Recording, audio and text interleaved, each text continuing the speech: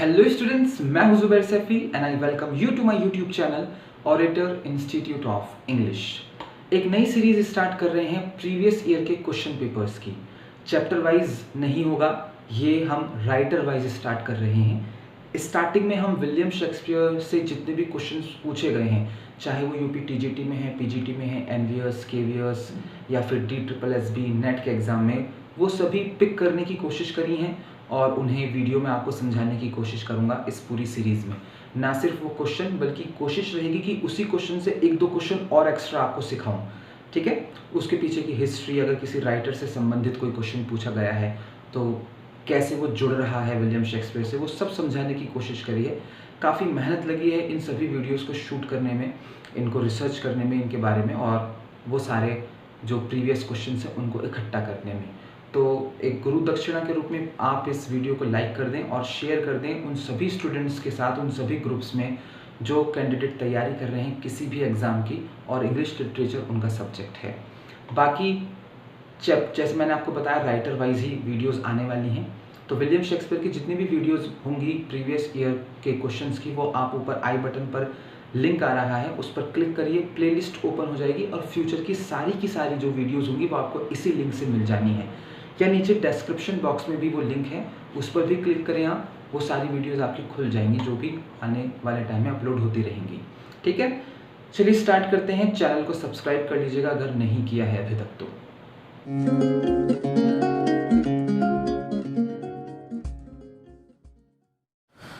Question पूछा गया था पीजीटी 2005 में, Macbeth is regarded as the tragedy of. Macbeth को माना जाता है ट्रेजेडी ऑफ क्या? तो है ओवरलैपिंग एम्बिशन, या एक्सेसिव ऑफ प्राइड, या नोबल इनएक्शन, या जेलसी ऑफ नेचर। तो आंसर है इसका ए, ओवरलैपिंग एम्बिशन। जी हाँ, मैकबेथ को माना जाता है कि ये ट्रेजेडी है ओवरलैपिंग एम्बिशन की, महत्वाकांक्षाओं से भरी हुई है ये ट्रेजेडी। मैकबेथ खुद कितना महत्वाकांक्षी है, उसे राजा बनना है जल्द से जल्द। इससे ज़्यादा महत्वाकांक्षी लेडी मैकबेथ है, उसे जल्दी से जल्दी रानी बनना है। वो अपने पति को मजबूर कर रही है कि वो राजा डंगन की हत्या कर दें। तो जो मैकबेथ है उसे हम क्या बोलते हैं? The tragedy of overlapping ambition, क्योंकि यहाँ कई किरदारों की जो एम्बिशन है वो एक दूसरे से टकराती हैं। क्वेश्चन पूछा गया पीजीटी 2004 में, which play of Shakespeare has been described by T.S. Eliot as an artistic failure.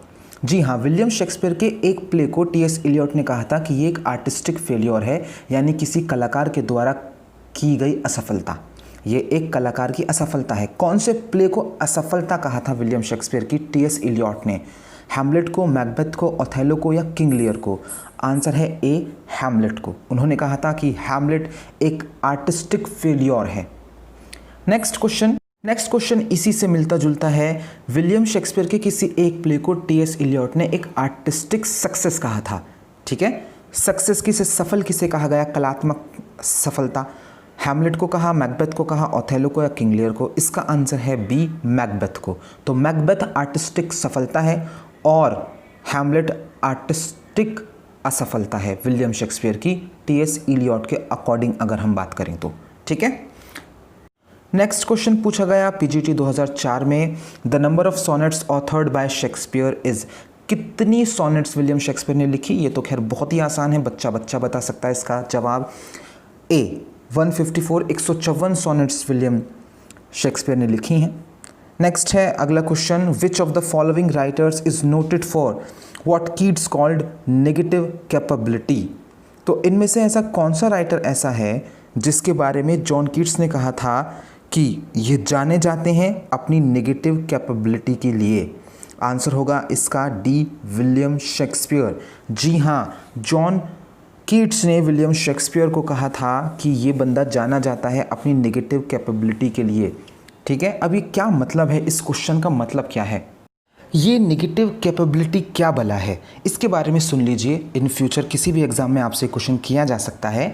John Keats ने इस फ्रेज़ का इस्तेमाल किया था सबसे पहले 1817 में, और जॉन कीट्स के अकॉर्डिंग नेगेटिव कैपेबिलिटी दरअसल उसे कहते हैं जब एक महान राइटर एक आर्टिस्टिक ब्यूटी के ऐसे विज़न को परस्यू करता है जो उन्हें इंटेलेक्चुअल कन्फ्यूज़न की तरफ लेकर जाती है और अनसर्टेनिटी की तरफ लेकर जाती है, अनिश्चितता की तरफ। यानी जब एक महान राइटर अपने प्ले में, अपनी रचना में, ठीक है, या अपनी किसी पोयम में इंटेलेक्चुअली कन्फ्यूज़ हो और अनिश्चितता का भाव हो उसके लिखावट में, तो वो कहते हैं कि वो नेगेटिव कैपेबिलिटी होती है राइटर की। ये जॉन कीट्स का दिया हुआ फ्रेज़ है, और जॉन कीट्स ने सिर्फ शेक्सपियर को नहीं कहा, बाकी और भी लोगों के लिए इस टर्म का इस्तेमाल किया उन्होंने, लेकिन यहाँ शेक्सपियर के पॉइंट ऑफ व्यू से क्वेश्चन पूछा जा रहा था एग्जाम में। नेक्स्ट क्वेश्चन आया था पीजीटी 2004 में, पूछा गया William Shakespeare's Measure for Measure is A, कि विलियम शेक्सपियर का जो प्ले है मेजर फॉर मेजर वो क्या है, ट्रेजेडी है, कॉमेडी है, हिस्ट्री प्ले है या ट्रेजिक कॉमेडी है। आंसर है इसका बी, मेजर फॉर मेजर एक कॉमेडी है। नेक्स्ट क्वेश्चन देखिए क्या आया लास्ट ईयर्स में, whoever loved that loved not at first sight, Shakespeare used it in As You Like It, but who is the composer of this immortal line. देखो इस line का इस्तेमाल William Shakespeare ने अपने play As You Like It में किया है, whoever loved that loved not at first sight. लेकिन ये विलियम शेक्सपियर की लाइन नहीं है, ये किसी और ने लाइन लिखी हुई है। कौन है ये लाइन, कौन है इस लाइन को लिखने वाले? आंसर है इसका बी, क्रिस्टोफर मार्लो ने लिखी हुई है ये line. As You Like It में ये लाइन फीबे ने बोली थी, एक कैरेक्टर है फीबे, अगर आपने पढ़ा हो तो आपको पता होगा, हमने वीडियो भी बना रखी है चैनल पर, देख सकते हैं आप एज यू लाइक इट की वीडियो। अच्छा, ये जो प्ले है ये इसके अंदर ना प्यार के बारे में ऐसी बहुत सारी लाइंस हैं जो बहुत ऊट पटांग हैं या बहुत ज़्यादा रैशनल हैं या बहुत ज़्यादा इरेशनल हैं। ये प्ले इन्हीं लाइंस के लिए बहुत जाना जाता है, एज यू लाइक इट। तो जो फीबे है वो, उसको ऐसा लगता है कि अगर आपको पहली नज़र में प्यार महसूस नहीं हो रहा तो वो प्यार ही नहीं है, ठीक है, ये मतलब है इस लाइन का फीबे के अकॉर्डिंग।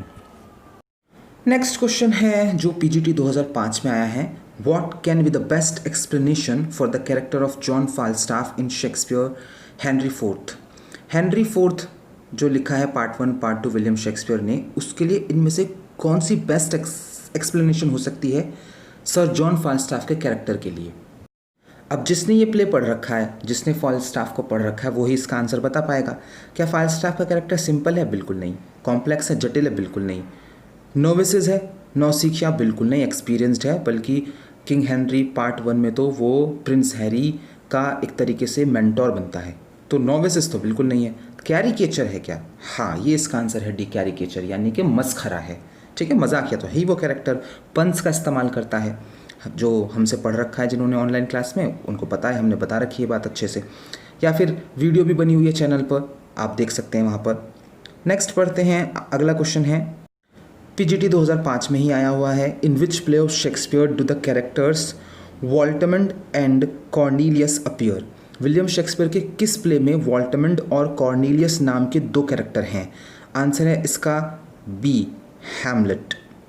जी हाँ, यही वो दोनों थे वॉल्टमंड और कॉर्नीलियस, जिनको राजा क्लॉडियस ने नॉर्वे भेजा था फोर्टिनब्रास को ये कहलवाने के लिए कि भैया अटैक मत करो हमारे ऊपर।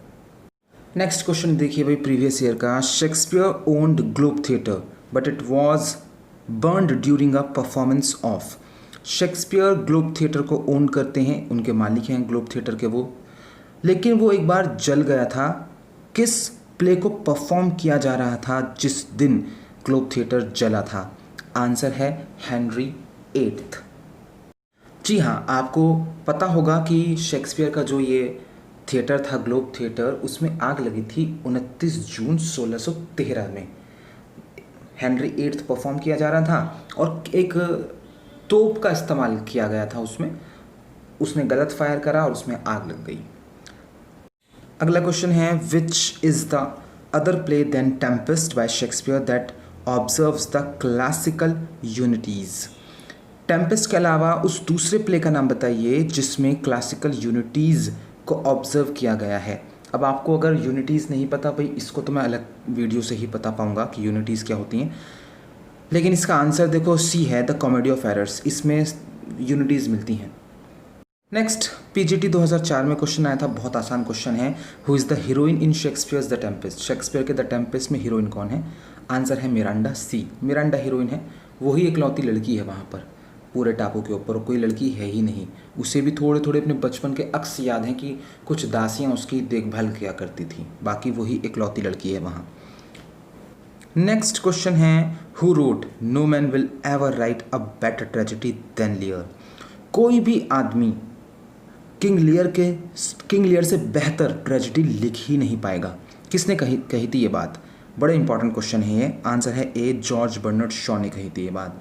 जो हमने किंग लियर की वीडियो बना रखी है चैनल पर, उसके स्टार्टिंग में हमने आपको बताया था कि जीबी शॉ ने जब किंग लियर को पढ़ा तब उन्होंने कहा था कि इससे बेहतर ट्रेजेडी कोई लिख नहीं पाएगा।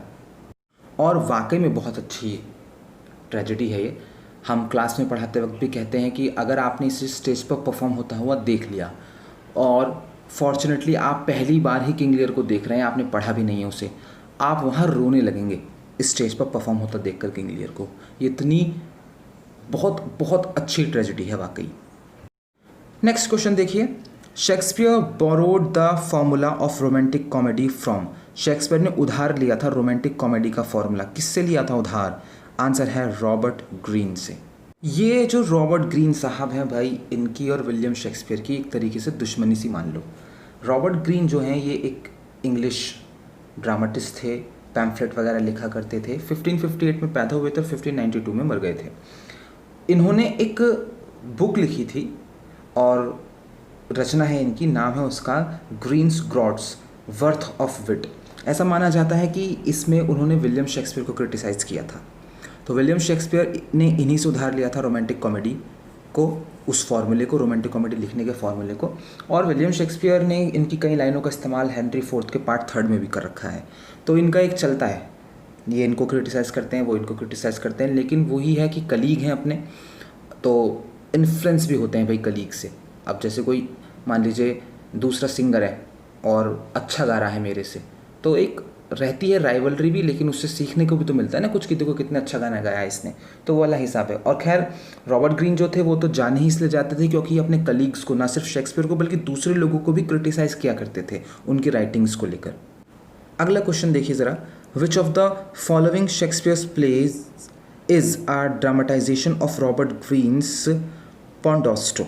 रॉबर्ट ग्रीन का एक प्ले है पॉन्डोस्टो, विलियम शेक्सपियर का कौन सा प्ले उसी का ड्रामाटाइजेशन है, यानी उसी से इंस्पायर होकर उन्होंने लिखा है? आंसर है विंटर्स टेल। इतिहास सुनिए ज़रा, ये जो रॉबर्ट ग्रीन हैं, इन्होंने एक पास्टोरल रोमांस लिखा था पेंडोस्टो। ये पब्लिश हुआ था 1588 में। शेक्सपियर ने इसी के प्लॉट को अपना द विंटर्स टेल का मेन प्लॉट बनाया, लेकिन थोड़े से अनकैरेक्टरिस्टिकली चेंज करे, थोड़े से। जैसे फॉर एग्जांपल जब आप पेंडोस्टो पढ़ेंगे तो उसमें ना जो 3rd और 4th एक्ट होगा वो एकदम शुरू हो जाता है, लेकिन विलियम शेक्सपियर ने इन दोनों एक्ट्स के बीच में 16 साल का गैप बताया है। जैसे एकता कपूर नहीं कर देती, 20 साल बाद हीरो वापस आ जाता है, बिल्कुल इस तरह से हरकत विलियम शेक्सपियर ने द विंटर्स टेल को लिखते वक्त करी थी। तो थोड़ा सा चेंजेस किया था, इन्फ्लुएंस लेकिन इसी प्ले से थे वो पेंडोस्टो के। इंपॉर्टेंट क्वेश्चन है भैया। नेक्स्ट क्वेश्चन है, between 1590 and 1593 the theatres were frequently closed in London owing to. देखो 1590 से 1593 तक लंदन में ना थिएटर्स को बंद कर दिया गया था। क्या कारण था? आंसर है ए, ब्यूबोनिक प्लेग। एक प्लेग फैल गई थी लंदन के अंदर। इस प्लेग का जिक्र विलियम शेक्सपियर ने रोमियो एंड जूलियट में भी किया है। जब रोमियो के पास मैसेज लेकर जाते हैं जॉन फ्रायर, तो वो पहुंच नहीं पाते क्योंकि मांटुआ जाने से पहले उन्हें क्वारंटीन कर दिया जाता है, क्योंकि वहाँ ब्यूबोनिक प्लेग फैली होती है। तो उसी से इन्फ्लुएंस होकर, ब्यूबोनिक प्लेग से इन्फ्लुएंस होकर विलियम शेक्सपियर ने उसका जिक्र अपने रोमियो एंड जूलियट में किया था। नेक्स्ट क्वेश्चन देखिए ज़रा, कितना हसीन क्वेश्चन है भाई ये।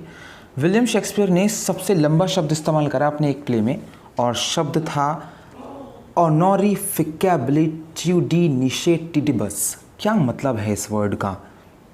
कहाँ से आया ये शब्द? कौन से प्ले में विलियम शेक्सपियर ने इस्तेमाल किया इसे?